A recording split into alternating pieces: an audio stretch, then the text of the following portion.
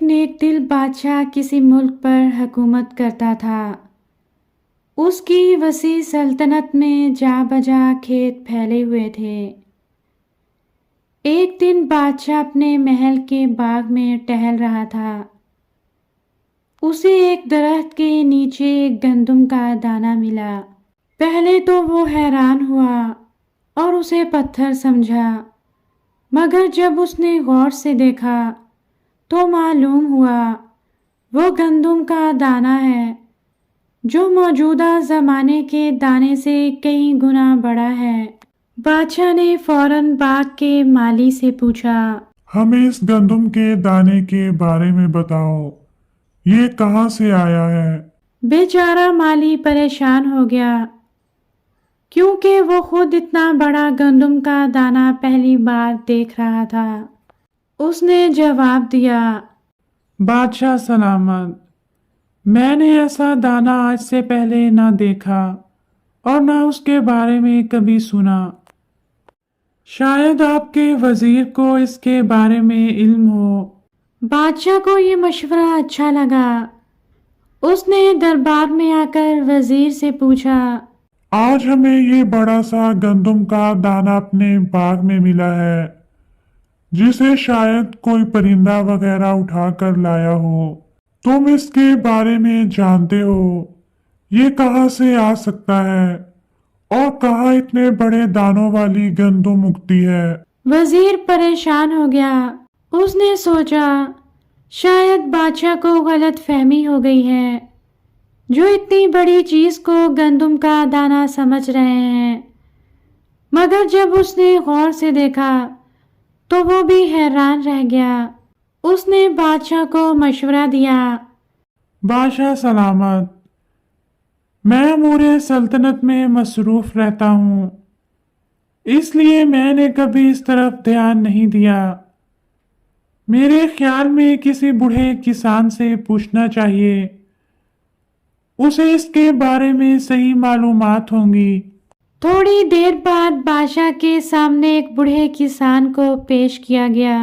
بادشاہ نے کسان سے پوچھا، کیا آپ نے ایسی گندم کہیں دیکھی ہے؟ بوڑھے کسان نے بادشاہ کو جواب دیا، نہیں، آپ میرے والد صاحب سے پوچھیں، شاید وہ کچھ بتا سکیں۔ تھوڑی ہی دیر بعد کسان کا باپ بادشاہ کے سامنے حاضر ہوا۔ بادشاہ اسے دیکھ کر حیران ہو گیا کیونکہ وہ اپنے بیٹے سے زیادہ صحت مند تھا۔ بادشاہ نے اس سے پوچھا، حضرت، کیا آپ نے ایسی گندم کہیں دیکھی ہے؟ کسان کے باپ نے گندم کا دانہ بڑے غور سے دیکھا اور پھر خوشی سے مسکراتے ہوئے بولا، جی ہاں بادشاہ سلامت۔ بادشاہ نے حیران ہوتے ہوئے پوچھا، سچ؟ مگر کہاں؟ بوڑھے نے جواب دیا، جناب، گزرے زمانے میں ایسے ہی گندم کے دانے ہوا کرتے تھے، لوگ انہیں پیس کر خوب آٹا حاصل کرتے تھے، ان کا ذائقہ بھی لاجواب تھا۔ بادشاہ بولا، اچھا، اس زمانے میں گندم اتنی بڑی کیسے ہوتی تھی؟ اس بوڑھے نے جواب دیا، بادشاہ سلامت، اس دور میں زمین ساری اللہ ہی کی سمجھی جاتی تھی، ہر شخص اپنی ضرورت کے مطابق کاشت کرتا اور اس سے اپنے گھر والوں کا پیٹ پالتا، مگر جوں جوں لوگوں میں اضافہ ہوا، زمین چھوٹے چھوٹے ٹکڑوں میں بٹتی چلی گئی، اس طرح گندم کا دانہ بھی چھوٹے سے چھوٹا ہوتا گیا۔ مطلب یہ ہے، برکت ختم ہوتی گئی۔ بادشاہ نے حیرانی سے بوڑھے کی بات سنی اور بولا، جناب، میرا آپ سے آخری سوال یہ ہے، مجھے یہ بتائیں، آپ اپنے بیٹے سے زیادہ جوان کیسے ہیں؟ یہ سن کر بوڑھا بولا، بادشاہ سلامت، دراصل بات یہ ہے، ہمارے دور میں ہر شخص محنتی تھا، اپنا کام خود کرتا تھا، ہم صبح سے شام تک لگاتار محنت کرتے تھے، کسی دوسرے پر انحصار نہیں کرتے تھے، مگر جیسے جیسے زمانہ بدلا، लोग दूसरों के मोहताज होते गए।